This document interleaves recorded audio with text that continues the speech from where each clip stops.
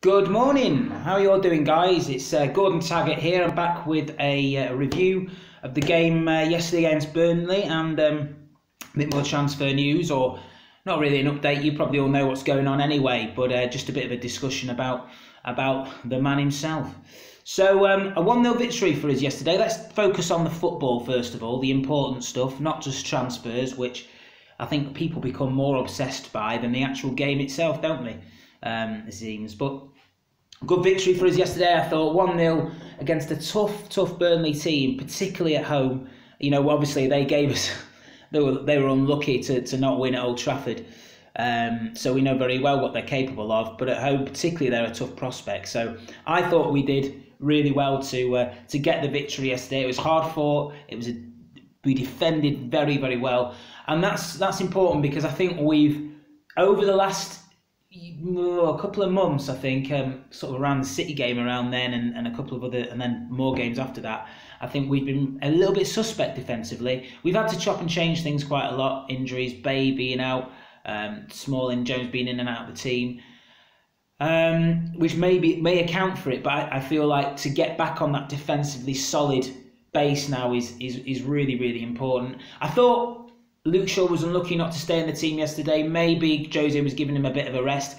Jose did say it was a tactical decision because of who he's playing. And to be fair to him, Ashley Young played very well yesterday, and he gave us a real attacking outlet, particularly in that first half. You know, he was probably our best player. I thought, you know, and our best outlet to score a goal, even though he's playing left back. So you know, give big dues to Jose for that. But of course, Phil Jones had a fantastic performance yesterday, and I've given him a lot of shit down the years. You know, mainly because I think he's been overhyped, and to the point that maybe he wasn't overhyped, but maybe the fact that his injuries have stunted his development a little bit. He's not been able to achieve that consistent level of performance. I do think Fergie, you know, made a bit of a blunder by comparing him to Duncan Edwards. Now let's calm down, Fergie. Got a bit excited, I think, last day of the season and all that. But yeah, I think Phil Jones, if he can continue this kind of consistent form, is going to be a great player for Manchester United. And that'd be important to have that solid base, because I think him and Bailey would work really well together. Smalling, for me, Smalling is much more error prone. I thought he had an okay game yesterday, actually, and I think as a squad player, Smalling's all right to come in. But with Lindelof being there now and Twanzebe, I would say if Jones stays fit, then probably Smalling's the one to go out of that back four. But let's not focus on that. A very good defensive performance yesterday. And of course, going forward, Martial grabbed his 11th goal of the season. If there was any question or questions being made about if he's going to be the make way for Alexis Sanchez when he comes in, I think he's clearing those at the moment. He's in fantastic form, and he's got to stay in the team. For me, as I said in my video last time, when they were talking about Martial being the swap for Sanchez, I would keep Martial all day long, because that boy has oodles and oodles of talent, and it just takes him now that it's just going to take him time to get that consistency in his game, which, you know, I think he will get, and I think he kind of has to a certain extent. But great performance and great win for United yesterday. Lukaku as well, wanted to give him a mention just because I think he gets a lot of flack from the media. It's died down recently because he started scoring again, but particularly when he had that lull towards the end of the year. You know, we all know watching the games what Lukaku brings. Now, of course, we buy him for the goals. Undoubtedly, that's what you pay 75 million for a striker. But when strikers come to United, they have to learn to be a more complete player. Proven, I remember when Andy Cole came to United for 6 million plus Keith Gillespie the other way.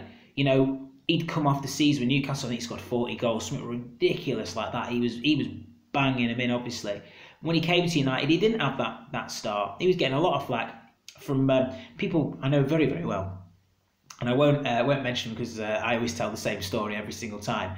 But Andy Cole had to learn to be a more rounded player at Manchester United, and effectively he had a long career at the highest level because of that, and he still scored. You know, he had a fantastic scoring record as well. So I think Lukaku's got to learn, and he is learning. I think, you know, showed yesterday, and his off the ball play is actually fantastic at times.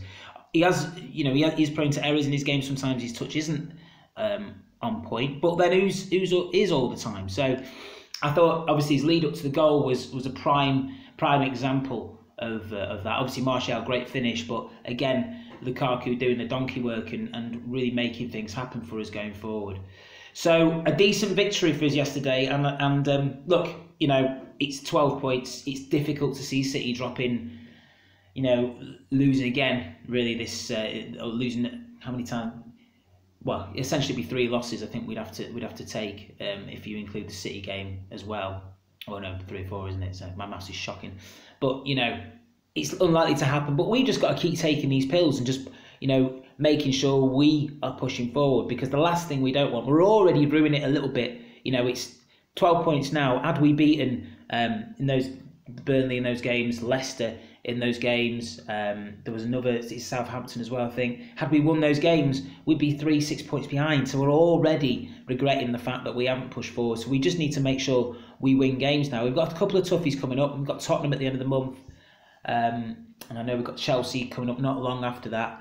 But City will hopefully have those bigger teams to play, and will drop points there. I don't see them dropping them against the smaller teams, because I think they just tire teams out too much, and because teams sit back against City, the lower league teams. I think that really plays into their hands, as kind of it proved United.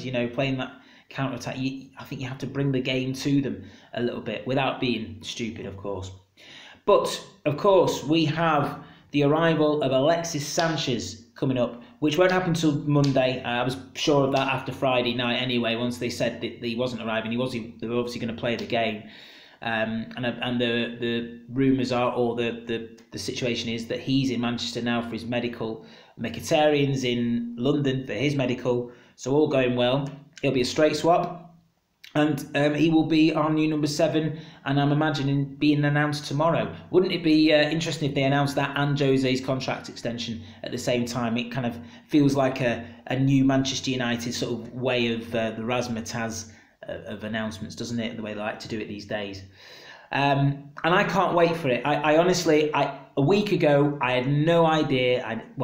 I thought it was definitely not happening. 15, 20%, I think, something like that. And the fact he's now ours is brilliant.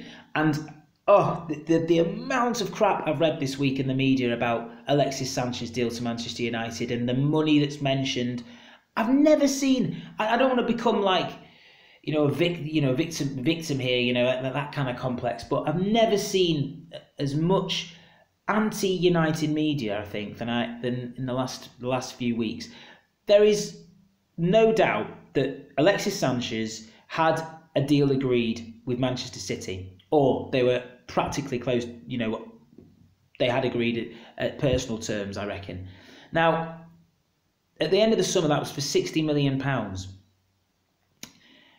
The fact that we're not actually paying anything for him, and he's pretty much getting the same wages, how are we getting a bad deal out of this? I do not understand. And the fact they go, he's earning 450k a week, and they're saying, football's gone mad. Some BT Sport crap I was watching last night.